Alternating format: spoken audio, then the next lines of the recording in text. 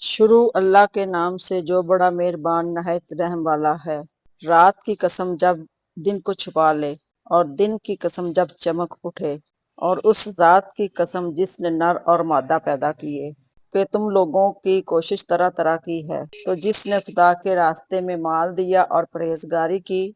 اور نیک بات کو سچ جانا، اس کو ہم آسان طریقے کی توفیق دیں گے۔ اور جس نے بخل کیا اور بے پرواہ بنا رہا اور نیک بات کو جھوٹ سمجھا، اسے سختی میں پہنچائیں گے،